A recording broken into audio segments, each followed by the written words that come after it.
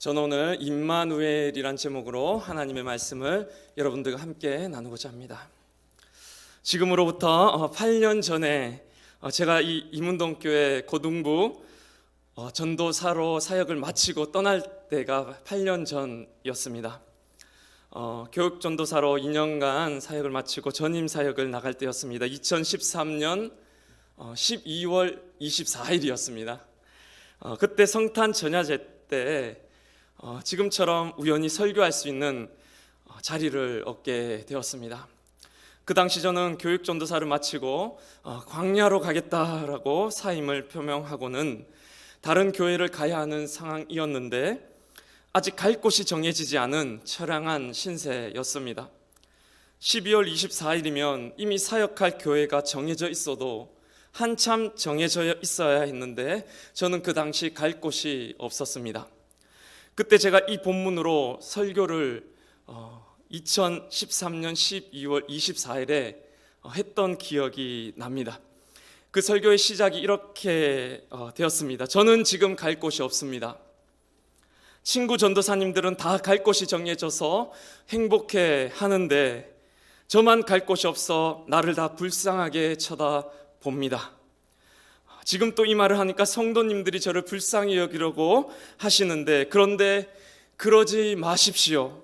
지금부터 제가 왜 불쌍하지 않은지, 왜 내가 걱정하지 않는지, 왜 내가 이런 상황에도 불구하고 조금도 흔들리지 않는지 그 이유를 설명해 드리겠습니다 라고 설교를 시작하면서 외쳤던 오늘 본문의 내용이 바로 오늘의 말씀이었습니다. 보라, 처녀가 잉태하여 아들을 낳을 것이요 그의 이름은 임마누엘이라 하리라 하셨으니 이를 번역한즉 하나님이 우리와 함께 계시다 함이라. 하나님이 나와 함께 계시기 때문입니다. 하나님께서 내가 걷는 그 길을 지금 또 함께 걸어가고 계시기 때문입니다. 내가 왜 걱정이 되지 않느냐? 주님이 우리와 함께 하시기 때문입니다. 그래서 저는 두렵지가 않습니다. 그래서 나의 앞길이 걱정되지가 않는다는 말씀입니다. 왜 그렇습니까? 임마누엘, 하나님이 우리와 함께 계시기 때문이란 것입니다. 저는 어린 시절에는 이 임마누엘의 뜻을 잘 몸으로 체득하지를 못했었습니다. 그래서 교회 학교 시절에 친구들과 장난으로 몰래 친구 그 뒤에 가가지고는 어깨를 툭툭 두드리면서 야 임마 하면은 뒤를 돌아보면 누엘, 임마누엘. 또 옆에 가서는 야 임마 해서 돌아서면 누엘, 임마누엘 하면서 장난을 치곤 했었는데 그때는 이 말씀의 의미를 잘 알지 못했습니다. 그런데 점점 신앙생활을 하면서 믿음이 커지고 주님을 알아가기 시작하면서 이 말씀이 얼마나 크고 위대한 말씀인지를 알아가기 시작했습니다. 특히 나의 삶 가운데 폭풍우가 몰아칠 때면, 크고 작은 시련이 몰려올 때면 이보다 더 큰 위로가 되는 말씀이 없었습니다. 정말 두려움에 떨다가도 인생의 벽과 같은 상황, 나를 건져내줄 수 있는 것이 아무도 없을 그때에도 한바탕 큰 소리로 주님 앞에 나와서 주님 하면서 부르짖고 소리치고 울면서 그렇게 기도를 하고 날 때면 하나님이 지금 나와 함께 계신다는 그 확신만 내게 주어진 그때라면 이상하게도 세상이 하나도 두렵지가 않았던 것이었습니다. 내게 주어진 상황은 변한 것이 하나도 없었는데 그럼에도 불구하고 임마누엘, 하나님이 정말로 나와 함께 계시다라는 것이 제 가슴 속에서 막 울려 퍼지기 시작할 때면 전혀 세상이 두렵지가 않았습니다.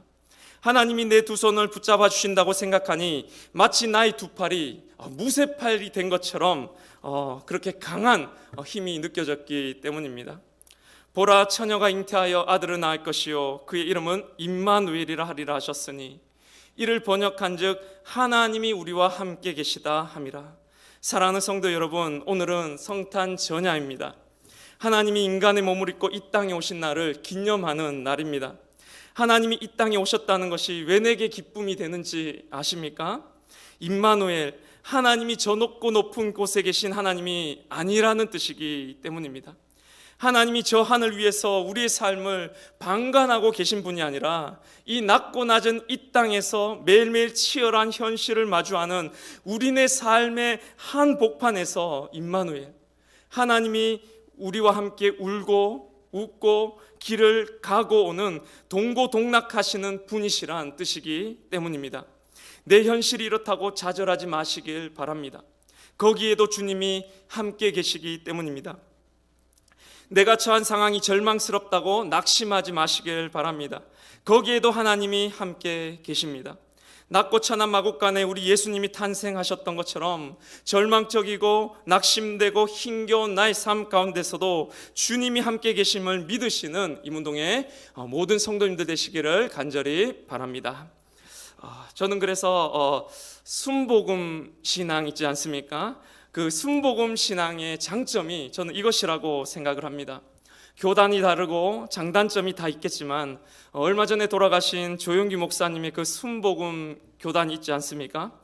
거기에도 장점과 단점이 있는데 그 중에 장점이 바로 이 영성이란 것을 현실화시켰다라는 것에 장점이 있다고 생각을 합니다. 그 판자촌 빈민촌에 천막교회를 시작하고는 이제 사람을 모아야 해서 저 판잣집에 가서 예수 믿고 교회 다니자고 했더니 하는 말이, 지금 내 남편은 알코올 중독에 갓난아기는 밥을 굶고 나도 지금 오늘 먹을 쌀 한 톨이 없어서 이러고 있는데 내가 어떻게 한가롭게 교회에 가서 예배를 하고 있습니까? 라는 반문에 그 조용기 목사님이 그만 할 말이 없어서 고개를 끄덕끄덕하고는 돌아갔다라는 것입니다. 그 다음 집에 옆에 판자촌에 갔더니 예수 믿고 천국 가세요 라고 말을 했더니 하는 말이, 지금 아내가 집을 나가고 나는 공장에서 일을 하다 두 팔이 다 절단이 된 이 상황 가운데 눈물겨운 인생을 살아가고 있는데 지금 내가 사는 곳이 지옥인데 내가 뭐 어디 천국에 이보다 더한 지옥이 어디 있냐면서 호통을 치는데 자기도 모르게 고개를 끄덕끄덕하고는 아무 말도 못하고 돌아왔다라는 것입니다. 그날부터 조용기 목사는 자신의 모든 신학을 바꿔버립니다. 그리고는 외치는 것입니다. 예수 믿으세요. 그러면 천국 갑니다가 아니라 예수 믿으세요. 너의 인생이 변화됩니다. 집 나갔던 아내가 돌아옵니다. 예수 믿으세요. 알코올 중독에서 벗어나게 됩니다. 예수 믿으세요. 새롭게 살 길이 열려집니다. 예수 믿으세요. 무너졌던 가정이 회복됩니다. 아팠던 질병이 치유됩니다. 방황하던 자식들이 돌아옵니다. 눈물겨운 네 인생이 예수 믿으면 달라진다라고, 이 현실이 달라진다고 외치기 시작했다라는 것입니다. 저는 사실 이 설교를 전할 때마다 가슴에 눈물이 울컥하고 일어날 때가 있습니다. 오늘날 여러분, 먹을 양식이 없다라고 하면 저희가 뭐라고 말합니까? 말씀의 양식을 먹어라, 영의 양식을 먹어라 라고 하지 않습니까? 그것도 맞는 말이지만, 그런데 내 현실을 바꿔주지 못하는 종교가, 내가 살아가는 이 땅을 어찌하지 못하는 종교가 여러분 어떻게 힘이 있겠습니까? 임마누엘, 하나님이 인간의 몸을 입고 이 낮고 천한 마국간에 내려오셨다는 것을 우리는 기억해야 한다는 것입니다. 하나님이 저 높은 곳에 계신 것이 아니라 나의 현실, 나의 일상, 여러분의 삶의 자리 가운데도 함께하고 계심을 믿으셔야 한다는 것입니다. 여러분의 일상 가운데, 우리들의 처참한 삶의 자리 가운데서도 우리 주님이 함께하시고 도우시며 반드시 새 길을 내실 것이기 때문입니다. 그런데 여기서 또 주의해야 할 것은 우리는 가만히 있고 하나님이 다 모든 것을 해결해 주신다고 생각해서도 안 된다라는 것입니다. 하나님은 우리의 환경도 바꿔주십니다. 그런데 내가 해야 될 부분도 있음을 우리는 기억해야 할 것입니다. 그래서 제가 좋아하는 글귀 중에 이런 글귀가 있습니다. 기도가 환경을 바꾼다는 말은 때로는 틀린 말이다. 기도는 나를 바꾼다. 그리고 나는 상황을 바꾼다라는 말이 있습니다. 다시 한번요. 기도가 환경을 바꾼다는 말은 때로는 틀린 말이다. 기도는 나를 바꾼다. 그리고 나는 상황을 바꾼다라는 말이 있습니다. 먼저 기도는 나를 바꿉니다. 이것을 우리는 매일의 삶 속에서 체험을 해야 한다라는 것입니다. 기도하고 나면 내가 달라져 있습니다. 기도하면 내 생각, 감정, 오감, 나의 판단력이 달라져 있음을 우리는 경험합니다. 내 마음가짐이 달라져 있는 것을 우리가 경험하지 않습니까? 그리고 그렇게 달라진 나는 환경을 바꾼다라는 것입니다. 상황은 전혀 바뀌지 않았음에도 내 속에서 용기가 막 생겨나고 일어설 힘이 생겨납니다. 그리고 딱 한 가지의 생각이 떠오르는데 그것을 지혜라고 부른다라는 것입니다.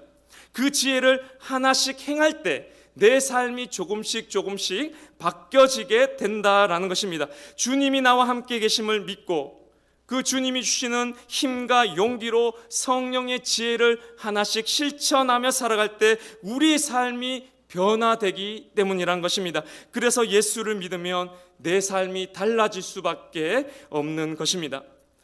제가 지난 주일에 저희 청년부 예배를 마치고 한 청년을 만났는데 그 청년과 얼마 전에 5주 동안의 제자훈련을 했었던 친구였습니다. 5주 동안 제자훈련을 하면서 어떤 훈련을 하냐면 매일 한 자리에서 20분 이상을 매일 기도하는 것을 5주 동안 훈련을 합니다. 중간에 5분 했는 거 붙이는 거 아니고 한 자리에서 20분을 5주 동안 하는 그런 훈련을 하는데 그 청년을 만나서 이제 제자 훈련이 끝났는데 요즘 또 너 기도하고 있냐라고 제가 물었습니다.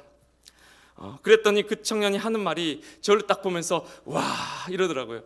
와 목사님 와 이러더라고요. 와 이러면서 하는 말이 와 기도를 안 할 수가 없더라고요. 이러는 거예요. 그 청년이. 기도를 안 하면 너무 내가 힘들어서 이제는 견디지를 못하겠습니다 라고 저한테 말을 했습니다. 여러분 기도하면 내가 변하지 않습니까? 육체의 정보에 취약한 내가 기도하고 성령과 연결되면 성령의 눈을 갖고 성령의 시각을 갖고 성령의 생각과 마음으로 살아가게 되지 않습니까? 그 맛을 보고 나면 이제는 기도를 안 할래야 안 할 수가 없다라는 고백을 그 청년이 저에게 했습니다. 그래서 제가 옛날에는 기도가 나의 노력이고 나의 정성이고 나의 열심을 하나님께 보여드리는 것이 저의 기도였다고 한다면 이제는 그런 거 없습니다. 내가 못 견뎌서 하는 게 기도라는 것입니다. 내가 못 견뎌서 하는 게 기도고 너무나 내게 유익해서 하지 않을 수 없는 것이 바로 기도라는 것입니다. 그것을 그 청년이 와 목사님 제가 이제는 기도를 안 할래야 안 할 수가 없습니다라고 고백을 했다라는 것입니다. 이게 바로 임마누엘 하신 하나님과 이 땅을 살아가는 방법이다라는 것입니다. 사랑하는 성도 여러분, 하나님이 여러분들과 함께 계십니다. 두려워하지 마시길 바랍니다. 걱정하지 마세요. 염려하지 마시길 바랍니다. 이스라엘 백성들의 출애굽을 이끌었던 위대한 지도자였던 모세가 죽고 하나님은 여호수아를 불러서 그에게 백성들을 맡기셨습니다. 그리고 약속의 땅인 가나안을 정복하라라는 명령을 그에게 주셨는데 앞으로 7년이 넘게 해야 하는 그 무시무시한 전쟁, 정복해야 될 성읍만 39차례, 그곳엔 견고한 성읍이 있고 그들에겐 철병거가 있으며 그들은 크고 장성했고 많은 군사들이 거하던 31명의 왕들이 기다리고 있는 땅이었는데 하나님은 여호수아를 부르시면서 모세를 이어서 이 가나안을 정복하라는 사명을 주셨던 것입니다. 그 말씀을 들은 여호수아의 마음이 얼마나 두려웠겠습니까? 그가 이스라엘의 지도자가 될 자격이 있었겠습니까? 대군을 이끈 경험이 있습니까? 그의 앞선 지도자는 그 위대한 모세였습니다. 그런데 이 신참내기 여호수아에게 하나님은 이 땅을 정복하라라는 명령을 주면서 주셨던 그 한마디의 말씀이 있는데 그것이 무엇이었겠습니까? 내가 너에게 총을 주겠다고 말씀하지 않으셨습니다. 수많은 군사와 군대들을 너에게 주겠다고도 하지 않으셨습니다. 내가 돈을 주고 물질을 주고 학벌과 집을 주겠다고도 그러니까 두려워하지 말라고도 하지 않으셨습니다. 딱 한마디를 하셨는데 내가 모세와 함께 있었던 것 같이 내가 너와 함께 있을 것임이라. 너를 내가 떠나지 아니하며 버리지 아니하리니 강하고 담대하라. 내가 내게 명령한 것이 아니냐. 두려워하지 말며 놀라지 말라. 네가 어디로 가든지 네 하나님 여호와가 너와 함께 하느니라. 임마누엘 내가 너와 함께 있다. 두려워하지 말라, 놀라지 말라, 강하고 담대하라라는 이 한마디의 말씀을 주셨다라는 것입니다. 이 한마디의 말씀이 그 여호수아로 하여금 그 모든 것을 극복하고 이길 수 있게 하였던 원동력이 되었던 것입니다. 여러분 요셉의 삶도 별거 있습니까? 요셉의 삶도 동일합니다. 요셉의 삶에 고통이 없다는 뜻이 아닙니다. 그는 애굽의 노예로 팔려갔고 누명을 쓰고 감옥에 갇혔었고 마지막 탈출의 희망마저 좌절되는 슬픔을 겪은 사람이었습니다. 그럼에도 성경은 그를 형통의 사람이다, 형통의 사람이다라고 수없이 반복하는데 그 형통이라는 단어가 요셉 앞에 들어갈 때마다 늘 함께 따라다니는 말씀이 여러분 뭔지 기억하시지 않습니까? 뭐였습니까? 바로 여호와께서 요셉과 함께 하심으로 그가 형통한 자가 되어 여호와께서 요셉과 함께 하심으로 그가 형통하게 되었더라. 여호와께서 요셉과 함께 하셨다는 이 말씀이 늘 요셉의 삶 가운데 따라다녔다라는 것입니다. 여러분, 우리 삶에 고통이 없다라는 뜻 아닙니다. 고통 있습니다. 좌절 있습니다. 힘겹고 어려운 일들 있습니다. 아픈 상황들 앞으로도 계속해서 저희를 향해서 다가올 것입니다. 그게 없는 것이 아닙니다. 그런데 그럼에도 불구하고 하나님이 우리와 함께 계신다는 것입니다. 고통이 있으면 하나님이 함께 계신다는 것은 더 있습니다. 고통아 와라, 하나님이 더 가까이 계심이 느껴지는 것입니다. 완전 가까이 계신 것입니다. 그리하여 결국에는 그 모든 것이 합력하여 선을 이루도록 모든 악을 선으로 바꾸시는 하나님의 뜻이 결국에는 우리 삶 가운데 이루어지게 될 것이라는 말씀입니다. 왜 그렇습니까? 여호와께서 우리와 함께 계시기 때문이라는 말씀입니다. 사랑하는 성도 여러분, 하나님이 인간의 몸을 입고 이 땅에 오셨습니다. 임마누엘의 하나님이 우리와 함께 계십니다. 언제 어디에 계시느냐? 바로 지금 여기에 계십니다. 지금 여기에 계십니다. 여러분, 지금 여기에 우리와 함께 계십니다. 오늘 그 주님을 만나고 돌아가셨으면 좋겠습니다. 성탄이 그 팔레스타인의 2000년 전에 일어났던 사건이 아니라 지금 여기 내 안에 이루어지는 사건이 될 때 진정한 성탄절이 되기 때문입니다. 지금 내 안에 계신 예수님을 만나심을 통해서 새 힘과 용기를 얻고 내가 너와 함께했다, 두려워하지 말라는 그 위로의 음성을 들으시는 시간, 또 나아가야 될 길과 방향을 인도함 받는 지혜를 얻는 귀하고 복된 성탄 전야가 되시기를 간절히 바랍니다.